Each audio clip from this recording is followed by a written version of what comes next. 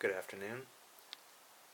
This is the final day of DungeonCon, and it closes early, but I didn't have to, but I wanted to stay home because I was given an amazing gift from my sister.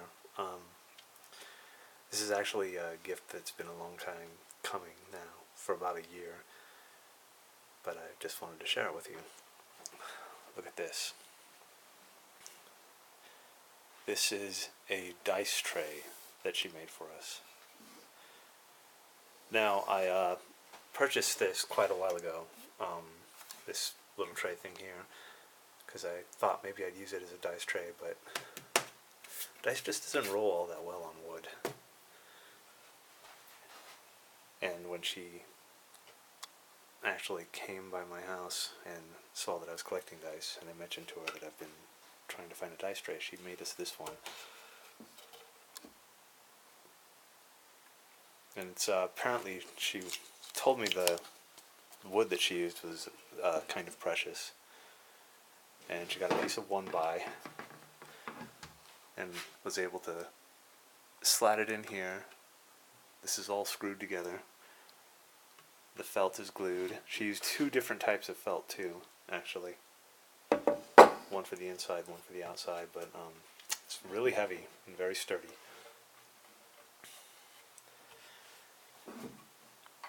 Nice solid metal handles here. I'm quite pleased with this, really. It's pretty nice, and I just wanted to share using it for the first time. So I'm not too keen about pulling dice out of here. Maybe I'll use some of the larger ones, but for now, we're going to see what we can do with Dice Throne.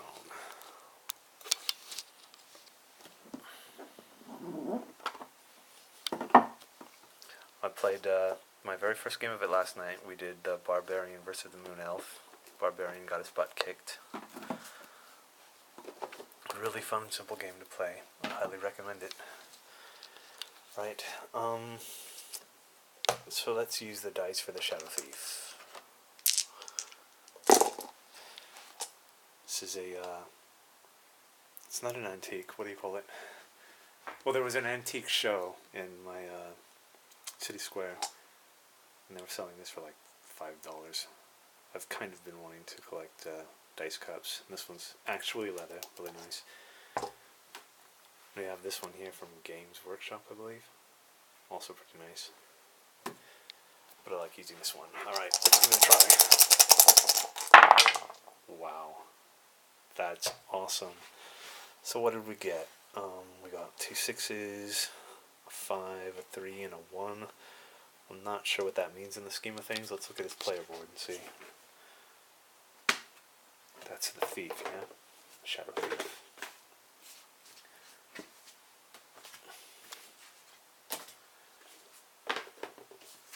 There we go. Alright, so we don't quite have a straight, not even close. What could we do? We could do a shadow dance by rolling 3 of the figures. Don't have very many swords. Don't have very many bags. Cornucopia. So that would allow me to draw another card.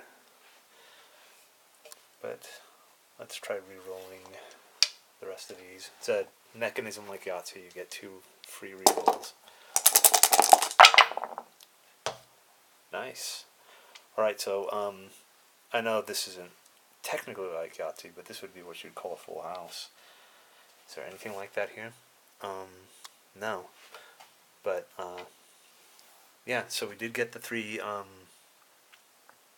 shadow symbols. Is there anything else? A small straight.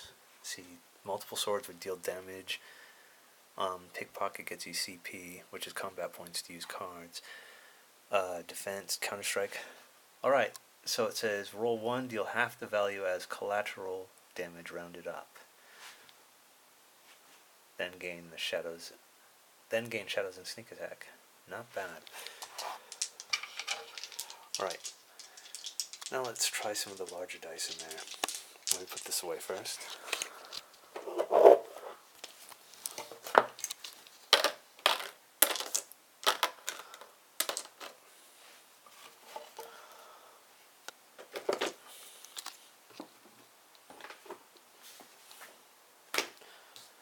only played it once, but yeah, good game. Dice of Thrones. I recommend it.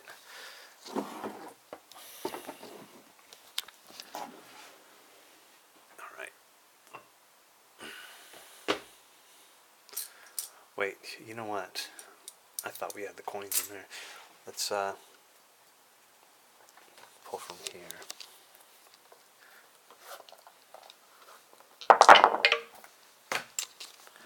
And this one's a little bit bigger than those, so we'll just roll these 3.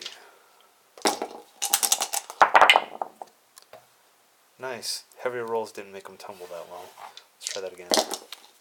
I mean, the heavier dice. There we go. That's better. Not bad. Let's do that once more. Nice. Wow. Alright, let's try some smaller dice. I'm sorry, I got excited. Let's see. Will I be able to gather enough similar colors? Yeah, look at that. Got a ton of those orange ones in there. Let's grab 5 of those. 1, 2, 3. Come on, my fingernails aren't long enough. There we go. 4 and 5. Yeah, I was a bit disappointed with the ChessX display from Games of Berkeley at DungeonCon this year. Or maybe disappointed isn't the word for it. I'm spoiled from getting all the pounded dice and just getting much more dice for less money than I would there. Alright, let's try this. Wow. Beautiful. What do we have? We have 5, 4, 1, 2, 4. So I could try for a straight, or I could try rolling more 4s. Try rolling more 4s. I'll put you guys down here. And I love how deep this is too. See that? Nice and deep.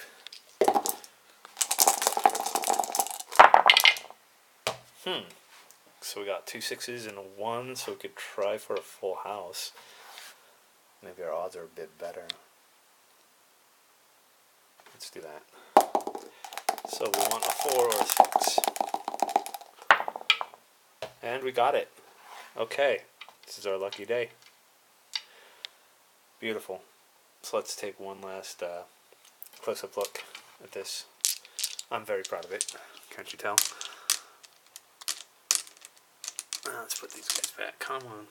I know you all fit in there. I'm not going to worry about that now.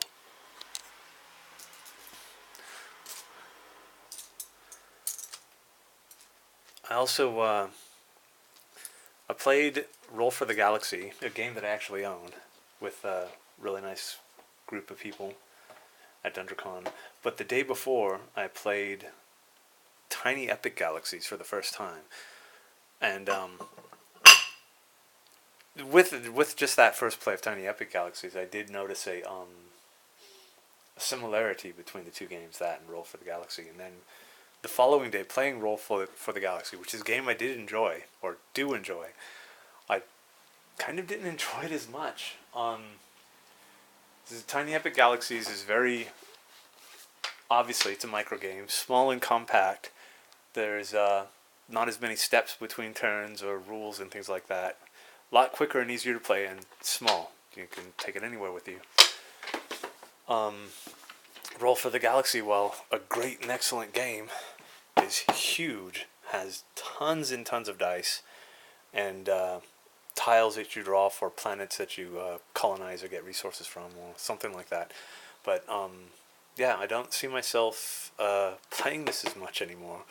This is also Tiny Epic Galaxies is really easy to teach, really easy to learn. It takes a few tries before you know what you're doing with Roll for the Galaxy. If you are a more heavier gamer, you'll like this a lot. But yeah, so this is also a recommendation for Tiny Epic Galaxies. So let's take one last look at this here. She also gave us my sister gave us a pair of wood staining crayons. So for some reason or another this gets banged up or the finish comes off, you use the crayons to color it in.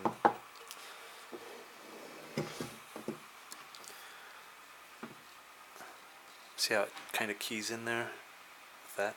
That's really nice. This is so well done. And so well made.